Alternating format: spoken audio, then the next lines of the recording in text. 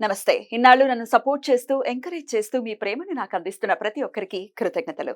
అలాగే ఈ వీడియో కూడా ఖచ్చితంగా మీకు ఉపయోగపడుతుంది. లైక్, షేర్ అండ్ సబ్స్క్రైబ్ చేసి మీ సపోర్ట్‌ని నాకు అందించండి. అలాగే ఈ వీడియో పట్ల మీకున్న అభిప్రాయాన్ని కామెంట్ సెక్షన్‌లో కామెంట్ చేసి తెలియజేయండి. ఇప్పుడు వీడియోని చూద్దాం.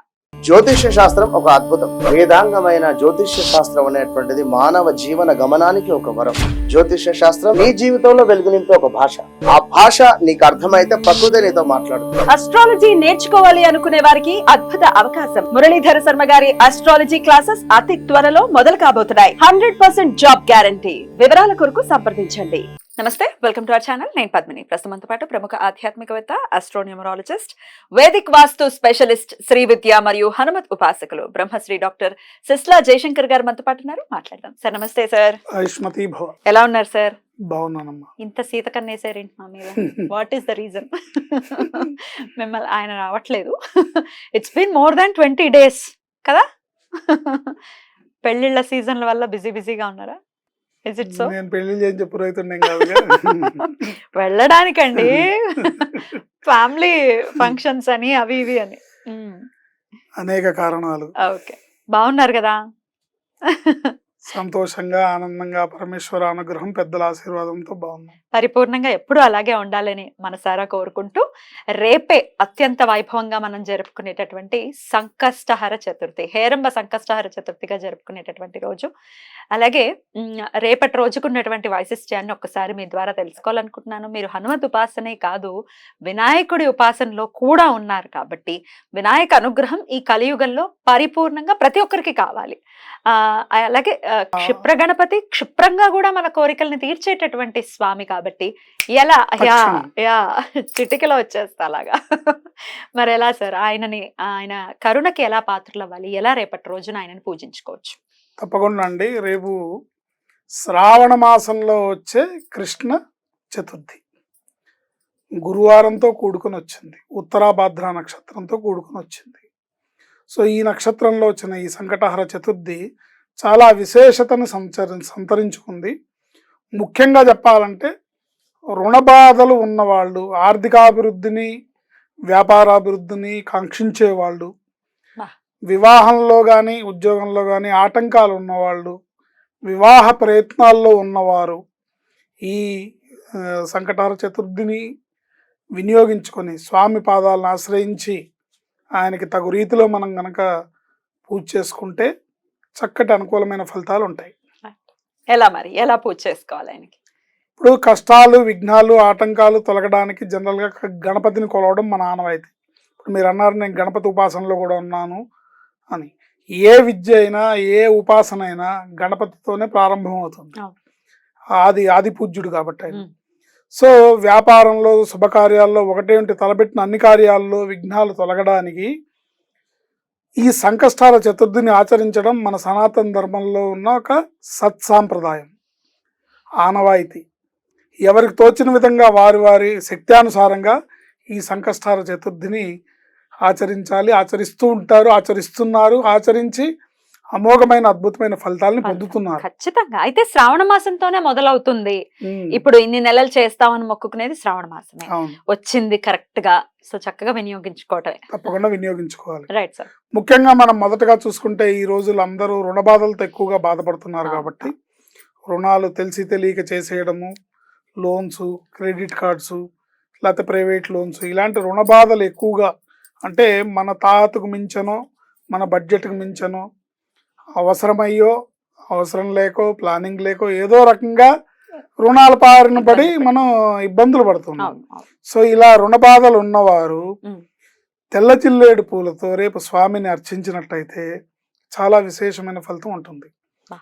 తెల్ల జిల్లేడు పూలతో స్వామిని శ్రీ గణేశ రుణం చింది, శ్రీ గణేశ రుణం చింది అనే మంత్రంతో స్వామిని ఎన్నిసార్లు అనుకోవాలి సార్?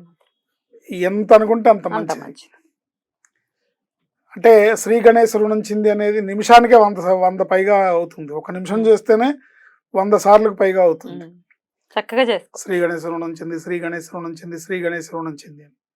ఇలా నన్ను అడిగితే అయితే కనుక నిజంగా మీరు ఆ ఆర్థిక ఇబ్బందుల్లో రుణ బాధలతో కొట్టుమిట్టాడుతున్న వారైతే కనుక పొద్దున్నే సూర్యోదయ పూర్వమే, అంటే అప్పటికి చతుర్థి రాకపోయినా రేపు పొద్దున్న 1 గంట సేపు స్వామిని ఈయన మంత్రంతో ధ్యానించండి. పొద్దున్న కూడా పొద్దున కూడా. తర్వాత మధ్యాహ్నం భోజనానికి ముందు 1 గంట సేపు ధ్యానం చేయండి. సాయంత్రం చతుర్థి వస్తుంది, అప్పుడు స్వామికి ప్రదోష కాలంలో చతుర్థి పూజ, ప్రదోష పూజ చేయండి. ఏమంటే మరి మేము ఆఫీసులకు వెళ్ళాలి, సమయం లేదు, అంతా గంట సేపు కూర్చుని చేసేదంటే మరి వాళ్ళకి అంటే ఇది ఎవరికి వాళ్ళకి బేరీ చేసుకోవాలి. అంటే వాళ్ళ ప్రయారిటీ. ఇప్పుడు నాకు ఈ రోజు ఆఫీస్కి వెళ్ళడం ఇంపార్టెంటా, లేకపోతే నన్ను తీవ్రంగా బాధిస్తున్న అప్పులు ఇంపార్టెంటా అనేది వారికి వారు నిర్ణయించుకోవాలి. నాలాగా ఖాళీగా ఉండేవాడు ఏం చెప్తాడు, బా ఇప్పుడు ఖాళీగా ఉంటేనే రావట్లేదా ఇక్కడికి, ఏంటి అర్థమైంది సార్. సో అది ప్రయారిటీ మ్యాటర్స్ దేనికైనా సరే. సో ఆఫీసు, ఉద్యోగం, ఇల్లు, వ్యాపారం అన్ని ఎప్పుడు ఉండేవే. ఒకసారి మనం గట్టిగా మన బాధ మనకి తీవ్రంగా ఉన్నప్పుడు, ఇప్పుడు మనం సముద్రంలో మునిగిపోతున్నాం అనుకోండి, ఏదో ఒక ఆసరా పట్టుకొని ఊవెత్తున గట్టిగా ఒక్క ఊదుటిన ఊపిరి బిగపట్టి పైకి వస్తాం కదా, అట్లాంటి ప్రయత్నం ఒకటి మనం చేయాలనుకుంటే గనక ఆసరాగా నిలబడే చవితి, ఆసరాగా నిలబడి వాళ్ళ రుణ బాధలు తీరే చవితి.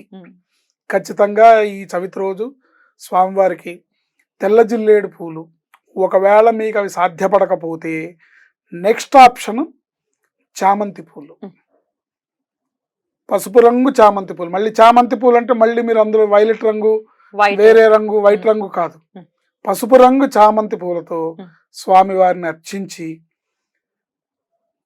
బూందీ లడ్డూల్ని మీ ఇంట్లో మీరు స్వయంగా చేసి భక్తితో, శ్రద్ధతో మీ చేతులతో చేయండి. అది రుచిగా రాపోయినా పర్లేదు, ఏంటి పుల్లారెడ్డి స్వీట్స్లో తిన్నంత మధురంగా ఉండకపోవచ్చు, ఉంటుంది భక్తి యాడ్ అయితే ఉంటుంది. అది మన మనసు ప్రధానం అంతే సార్. ఏంటి నాకు కుదరదండి, నాకు రాదండి అని ఎస్కేప్ అవ్వకూడదు. రాదని ఎస్కేప్ అవ్వదు. Correct sir. కుదరదని, రాదని, నేను చేస్తే రుచి రాదని అనుకోవద్దు. వస్తుంది, మనసు పెట్టండి. చేసి చక్కగా మీ చేత్తో మీరు లడ్డూలు చేసి, వీలైతే పంచదార కన్నా బెల్లం వాడండి. అందులో తృప్తి ఉంటుంది మనకు మనం చేసి పెడితే స్వామికి కదా, మన బిడ్డ లాంటి వాడు అందులో బాలుడు. ఎందుకంటే ఆ భక్తి వేరుగా ఉంటుంది. ఎక్కడ ఎవరో చేసే పదార్థం. ఎందుకంటే ఆహార వ్యవహారాల్లో మా పెద్దలు నియమనిష్టలు ఎందుకు పాటించాలి అంటే, ఏదో అంటరానితనమో, ఏదో ముట్టుకోకూడదో, వాళ్ళేదో చేశారు వీళ్ళేదో చేశారు అంటరానితనం అని కాదు. ఆహార పదార్థానికి ఉన్న విశేషత ఏంటంటే, ఒకళ్ళు ఒక వంటని లేదా ఒక పదార్థాన్ని చేసేటప్పుడు వాళ్ళ మానసిక స్థితి ఏది ఉందో అది అందులోకి వస్తుంది. సపోజ్ ఆ రోజే వాళ్ళు భార్యాభర్తలు గొడవ పడి చికాకులో ఉన్నాడు అనుకోండి, మీకు లడ్డూలు చేసే టైంలో ఆ చికాకు, బాధ, కోపం అంతా కూడా లడ్డూలు యాడ్ అవుతుంది. అది తీసుకొచ్చి నువ్వు దేవుడికి ఎలా పెడతావు. సో మా పెద్దలు మాకు నేర్పించింది ఏంటంటే, బయట ఆహారాన్ని ఎందుకు తినకూడదు అంటే, మడి ఆచారము సాంప్రదాయం అనేది దానికి రీజన్ ఏంటంటే, కొంచెం సైంటిఫిక్గా రీజన్ వెతికితే ఏంటంటే, ఇట్లా ఆహార పదార్థం చేసిన వాళ్ళ యొక్క మనస్తత్వం అందులో ప్రతిబింబిస్తుంది. పైగా ఇవాళ రేపు మనం చాలా చోట్ల వింటూ ఉన్నాం, ఈ హలాల్ చేస్తున్నారని, ఇతర మతస్థులు రకరకాలుగా చేస్తున్నారని మనం వింటున్నాం. సో అలాంటివి తీసుకొచ్చి మనం తినటమే ఇబ్బంది అని మా పెద్దవాళ్ళు చెప్తున్నారు. సో దేవుడికి మనం ఎలా పెడతాం, అది నా మనసు అయితే అంగీకరించదు. సాయిబాబా గుళ్ళో ప్రతి వాళ్ళు స్వీట్ బాక్సులు స్వీట్ షాప్ నుంచి తెచ్చే పెడతారు. సో అది నిజంగా అక్కడ ఉన్నది భగవంతుడు అనే భావన మీకు ఉన్నప్పుడు మనం చేసి పెట్టడం అనేది సర్వత్రా శ్రేయోదాయకం. మనం చేసి పెట్టాలి, శుచి శుభ్రంగా మనం చేసి పెట్టాలి. దానివల్ల ఫలితం ఉంటుంది, మనకు ఒక ఆత్మతృప్తి ఉంటుంది, భగవంతుడికి ఒక సమర్పణ. అంటే మీరు ఆ చేసేటప్పుడు ఆ భగవంతుడికి సమర్పిస్తున్నామనే భక్తి భావన అందులో యాడ్ అవుతుంది. అది ప్రసాదం కింద. అది ఎప్పుడైతే ప్రసాదము అంటే అర్థం ఏంటి, ప్రసాదం అంటే అర్థం ఏంటి, ప్లస్ సాదము. సాదము అంటే పదార్థము, తినే పదార్థము అని అర్థం. అంటే ఆయన దృష్టి వీక్షణ ప్రసరింపబడిన పదార్థము ఈజ్ ప్రసాదం. ఆయన వీక్షణ అంటే చాలా మంది మీరు పెట్టేస్తే దేవుడు తినేస్తాడా అని వితండవాదం చేస్తారు. భారతీయ హైందవ సంస్కృతిని తెలుసుకోవాలంటే నీకు నిజంగా పూర్వజన్మ సుకృతం ఉండాలి, రైట్ సార్. లేకపోతే నీ నెత్తి మీద దరిద్రం తాండవం అవుతూ ఇలాగే వితండవాదాలు చేస్తూ ఉంటారు. రైట్. ఆయన తింటాడా, ఆయన చేస్తాడా, ఆయన పేరు చెప్పి మీరు తింటారు అంటే అవును నేను తింటే ఆయన తిన్నట్టే, అంతే. ఆయన వీక్షణ ఉన్నది తింటే మేము తిన్నట్టు. అంతే. కరెక్ట్. అక్కడ మన పెద్దవాళ్ళు ఏం మోసం చేయలేదు, మన చెప్పారు అని ప్రతి దాంట్లో అర్థం క్లియర్ గా ఉంది. ప్రసాదము, ఆయన వీక్షణ, ఆయన అనుగ్రహం, ఆయన దృష్టి. ఇప్పుడు మ్యాథమెటిక్స్ టీచర్ ఉందండి, పిల్లాడికి మ్యాథమెటిక్స్ నేర్పిస్తుంది. ఈవిడ అకౌంట్ లోంచి ఏమన్నా లెక్కలు వెళ్ళిపోతాయి పిల్లాడికి? లేదు, ఇంకా ఈవిడ ఇంప్రూవ్ అవుతుంది, పిల్లాడికి తెలుస్తుంది. ఒక ఇంగ్లీష్ టీచర్ ఉంటాడు, Yeah. ఇంగ్లీష్ నేర్పిస్తారు. Yeah.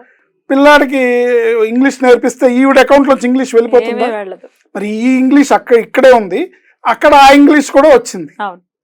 ఇక్కడ ఈ లెక్క ఇలాగే ఉంది, అక్కడ ఆ లెక్క అలాగే ఉంటుంది. అదే ప్రసాదంలో ఉన్న ఆంతర్యం. ఆంతర్యం.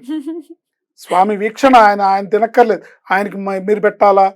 సకల చరాచర జగత్తుకి ఆహారాన్ని అందించే ఆయన ఏం ఎక్కడో రాయిలో ఉన్న కప్పలకు కూడా ఆహారాన్ని అందించే పెట్టాలి? ఆ కరుణామయుడు, ఆ దేవదేవుడు, ఆయనకి నువ్వు పెట్టేది ఏంటి? అసలు నువ్వేం పెట్టగలవు? ఆయనది కానిదంటూ ఏముంది అసలు ప్రపంచం? అయితే కొంతమంది ఈ హేతువాదులు దీన్ని కూడా వాడుకుంటారు. ఆయనది కానప్పుడు ఇంకా ఆయనకి పెట్టాల్సిన అవసరం ఏంటి? దాన్ని వాడేసుకోవడమే. ఆయన మనది కానప్పుడు మనం ఎలా తింటున్నాం? మనది కాదు కదా, తినకూడదు కదా. ఎందుకు మరి ఎలా తింటున్నావు? నువ్వు సిగ్గులేదు. పండించావా? తింటున్నాం కదా. డబ్బు నీదా? అదేదో ఎన్టీ రామారావు డైలాగ్ ఉంటుంది, నువ్వేమన్నా కోత కోసావా, కుప్ప నూర్చావా, నువ్వేం చేసావని తింటున్నావు? తినకూడదు నువ్వు కూడా. సో అందుకని మనం చేసి పెడితే Right, sir. లడ్డూల్ని పంచిపెట్టడం. Right. మీ శక్తానుసారం కనీసం ఒక 21 లడ్డూలకి తగ్గకుండా Right. చేసి స్వామికి నివేదించి Mm. దాన్ని చుట్టుపక్కల ఉన్న వాళ్ళకి పంచిపెట్టి తినడం ద్వారా శ్రీ గణేశ రుణంచింది అనే మంత్రాన్ని మీరు ఆ రోజుల్లో జపించడం ద్వారా ఆవు నెయ్యితో దీపం పెట్టాలి. జిల్లేడు పూలతో, తెల్ల జిల్లేడు పూలతో కానీ చామంతులతో కానీ స్వామిని అర్చించాలి. బూందీ లడ్డు, అందున విశేషంగా మంచి బెల్లం దొరికితే బెల్లంతో కలిపిన బూందీ లడ్డు స్వామికి నివేదించాలి. ఒకవేళ మీకు అవకాశం లేకపోతే, లేదంటే నాకు పంచదార పాకంతో చేయటం వచ్చంటే చేయండి, తప్పలేదు, చేసి సమర్పించండి, చేయండి. Right. నాకు బూందీ లడ్డు అని బెల్లం వాడమన్నారని, బెల్లం దొరకలేదు, బెల్లం మంచిది కాదని, బెల్లంతో మీకు రాదని ఎస్కేప్ అవ్వద్దు. Right right sir. దాంతో కూడా చేయొచ్చు. Mm. ఇది చేస్తే ఇంకా ఇష్టం ఆయనకి. Mm. దాన్ని నివేదించడం ద్వారా, దాన్ని నివేదించి మీ కుటుంబ సభ్యులందరూ ఆ ప్రసాదాన్ని తీసుకోవడం ద్వారా, ఇంకా ఇతరులకి, మీ చుట్టుపక్కల వాళ్ళకి దాన్ని పంచిపెట్టడం ద్వారా, ఎందుకంటే అది స్వామివారి వీక్షణ పడిన ప్రసాదం. ఆ ప్రసాదం అది మధుర పదార్థం కాబట్టి అది మీరు ఒకళ్ళ చేతిలో పెట్టి వాళ్ళు తిని, అబ్బా ఎంత బాగుందండి, చాలా బాగుందండి ప్రసాదం అని అంటే చాలా మీకు అనుగ్రహం లభించేస్తుంది. అంతే. మీ రుణ విముక్తికి దారులు అన్ని ఓపెన్ అవుతాయి. డెఫినెట్లీ ఇలా చేసుకుని ఆయన అనుగ్రహానికి డెఫినెట్ గా పాలు పొందాలి. అవకాశం ఉన్న వాళ్ళు లక్ష్మీ గణపతి హోమం చేసుకోవచ్చు. ఏంటి ఇవే తెల్ల జిల్లేడు పూలతో, చామంతి పూలతో, ఇతర విశేష అష్టద్రవ్యాలను ఉంటాయి గణపతికి. అష్టద్రవ్యాలు ఉంటాయి. గణపతికి అష్టద్రవ్య హోమం ఉంటుంది.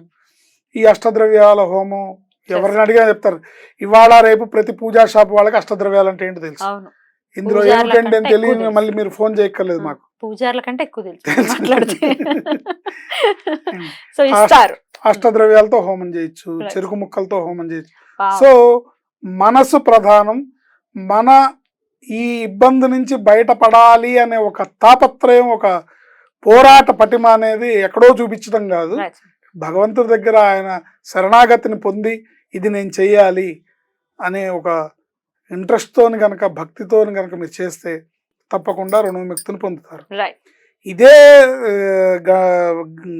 సంకష్టాల చతుర్థి. ఒకవేళ మీరు వ్యాపారాభివృద్ధి, ఉద్యోగంలో అభివృద్ధి కావాలనుకుంటే స్వామిని గులాబీ పూలతో అర్చించాలి. ఎర్ర గులాబీ, ఈ గులాబీ పూలు ఎర్ర కాదు, అదే ఎర్రవా, ఏ కలర్? గులాబీ కలర్, అదే పింక్ లో ఉండే గులాబీ పూలు. Right sir. అట్లాగే విద్య కావాలి, విద్యలో పిల్లాడికి చదువు బాగా రావాలి, మా అబ్బాయికి విద్యలో ఆటంకాలు తొలగాలి, విద్యలో ఉన్నత ర్యాంకులు సాధించాలనుకునే వాళ్ళు మల్లెపూలతో కానీ చామంతి పూలతో కానీ స్వామిని అర్చించాలి, కొబ్బరి నూనెతో దీపం పెట్టాలి. Right sir. ఇలాంటివి అనేకం ఉన్నాయి. అనేక ప్రతి సమస్యకి కూడా ఆ ప్రణవ స్వరూపుడు గణపతి అంటే ఆది ప్రణవ స్వరూపుడు. పార్వతీ పరమేశ్వరులు కూడా వాళ్ళ పెళ్లికి గణపతి పూజ చేశారు. ఏదో మీరు గణపతి అనగానే పెళ్ళయ్యాక వాళ్ళకి పెళ్ళాక పుట్టాడు కాదు, గణపతి అనగానే పార్వతీ పరమేశ్వరులు ఒళ్ళో కూర్చున్న చిన్న బాలుడని మీరు అనుకోవద్దు. ఆది ప్రణవ స్వరూపుడు ఆయన. ఏంటి, ఆయన్ని ఆరాధిస్తే అన్ని కష్టాలు తొలుగుతాయి. దాంట్లోనే ఉంది సంకష్టహర చతుర్థి అని చెప్పారు మన పెద్దవాళ్ళు.